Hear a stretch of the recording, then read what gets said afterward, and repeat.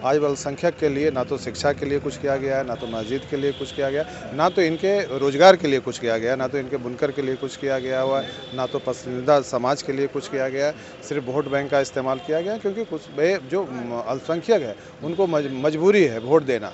और ये बड़ी-बड़ी बातें तो करते हैं जो सत्ता में आते हैं कि हम अल्पसंख्यक के लिए ये करेंगे, लेकिन ये सुरक्षा तक नहीं दिला पाते हैं। जो आज तक बरसों से मुस्लिम को इस्तेमाल किया गया है, हर समाज को इस्तेमाल किया गया है, तो मुस्लिम की जितनी आबादी है, जितनी भागीदारी है, उस हिसाब से उनको शिक्षा के क्षेत्र में भी उनको हिस्सेदारी देंगे, राजनीतिक क्षेत्र में भी देंगे। अगर ये 20% 21% मुस्लिम है, अल्पसंख्यक है, तो उतना उस हिसाब से सत्ता में अल्पसंख्यक लोग आना चाहिए, उतने मिनिस्टर होने चाहिए, उतने एमएलए होने चाहिए। अगर दूसरे समाज के लोग 2% वाले डिप्टी सीएम बन सकते हैं, तो अल्पसंख्यक समाज के लोग डिप्टी सीएम क्यों नहीं बन सकते? डिप्टी सीएम बनाएंगे? हाँ, मैं तो डिप्टी सीएम बनाऊँ। 90% लोगों को जो आज हाशिए पे चले गए, उनको हक और हिस्सेदारी कैसे दिलाएं और अपने बिहार को एक विकसित बिहार कैसे बनाएं।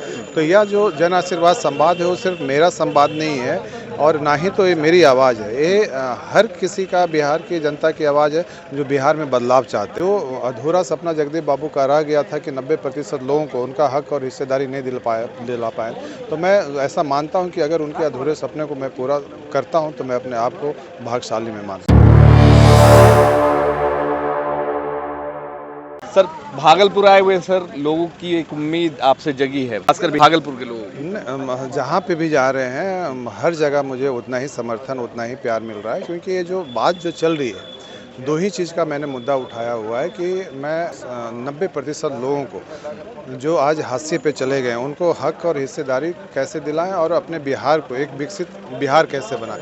तो यह जो जन आशीर्वाद संवाद है वो सिर्फ मेरा संवाद नहीं है और ना ही तो ये मेरी आवाज़ है, ये हर किसी का, बिहार की जनता की आवाज़ है जो बिहार में बदलाव चाहते हैं। तो जो भी बिहार में बदलाव चाह रहे हैं, बिहार को विकसित बिहार बनाना चाह रहे हैं, अपने समाज को मजबूत और एक सशक्त समाज बनाना चाह रहे हैं, वो हर कोई हमारे इस संवाद में आ रहे हैं, ताकि आने वाले समय में हम सब मिलके बिहार में बदलाव लाएं और अपने समाज को 90%। कुछ लोगों से जब बात कर रहे थे यहाँ पे, बहुत सारे लोगों ने बोला कि हम बहुजनों की बात करने वाले हैं और बहुजनों की बात निशिकांत सिन्हा कर रहे हैं। अगर बहुजन लोगों के साथ आते हैं तो निशिकांत सिन्हा के साथ हमारा साथ ये तो सच्चाई है कि आज 90% लोग जो हैं वो हाशिए पे हैं। जितना हमारा मतलब भागीदारी है उतना हमारा हिस्सेदारी नहीं।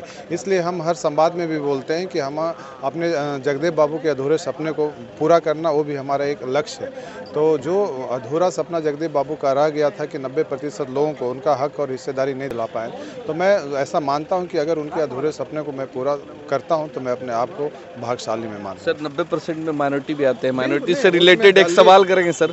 बिहार में अभी पिछले कुछ महीनों से देखा जा रहा है कि खासकर यहाँ सांप्रदायिकता जो ताकत है वहाँ पैर पसारने लगी है और तरह तरह से आप भी सुन रहे होंगे कि कहीं कहीं पे मौलाना को मारा जा रहा है, कहीं पे दरगाहों पे इस तरीके के झंडे डाल दिए जा रहे हैं। बिहार में अगर सबसे ज़्यादा कोई इस्तेमाल हुआ है तो दो ही जाति के लोग हुआ है, एक कुशवाहा, एक अल्पसंख्यक। आप पूरा अगर इतिहास उठाइएगा, कुशवाहा को भी हर राजनीति के दल लोग सिर्फ इस्तेमाल किया है वोट बैंक बनाकर, और अल्पसंख्यक को भी, चाहे वो किसी भी दल का लोग। आज अल्पसंख्यक के लिए ना तो शिक्षा के लिए कुछ किया गया है, ना तो मस्जिद के लिए कुछ किया गया, ना तो इनके रोजगार के लिए कुछ किया गया, ना तो इनके बुनकर के लिए कुछ किया गया हुआ है, ना तो पसंदीदा समाज के लिए कुछ किया गया है। सिर्फ वोट बैंक का इस्तेमाल किया गया क्योंकि कुछ जो अल्पसंख्यक है उनको मजबूरी है वोट देना। और ये बड़ी-बड़ी बातें तो करते हैं जो सत्ता में आते हैं कि हम अल्पसंख्यक के लिए ये करेंगे, लेकिन ये सुरक्षा तक नहीं दिला पाते हैं। अगर आप सत्ता में आते हैं, अगर पावर में आते हैं तो माइनॉरिटी के लिए कुछ बेहतर करेंगे? माइनॉरिटी के लिए तो करेंगे, हम तो सबको समानता का अधिकार देंगे। हम तो यही बोलते हैं कि भाई, हम जो सम्राट अशोक जो समानता और न्याय का अधिकार देते थे, और जो आज तक बरसों से मुस्लिम को इस्तेमाल किया गया है, हर समाज को इस्तेमाल किया गया है, तो मुस्लिम की जितनी आबादी है, जितनी भागीदारी है, उस हिसाब से उनको शिक्षा के क्षेत्र में भी उनको हिस्सेदारी देंगे, राजनीतिक क्षेत्र में भी देंगे। अगर ये 20% 21% मुस्लिम है, अल्पसंख्यक है, तो उतना उस हिसाब से सत्ता में अल्पसंख्यक लोग आना चाहिए, उतने मिनिस्टर होने चाहिए, उतने एमएलए होने चाहिए। अगर दूसरे समाज के लोग 2% वाले डिप्टी सीएम बन सकते हैं, तो अल्पसंख्यक समाज के लोग डिप्टी सीएम क्यों नहीं बन सकते? डिप्टी सीएम बनाएंगे? हाँ, मैं तो डिप्टी सीएम बनाऊँ। चलिए सर, धन्यवाद।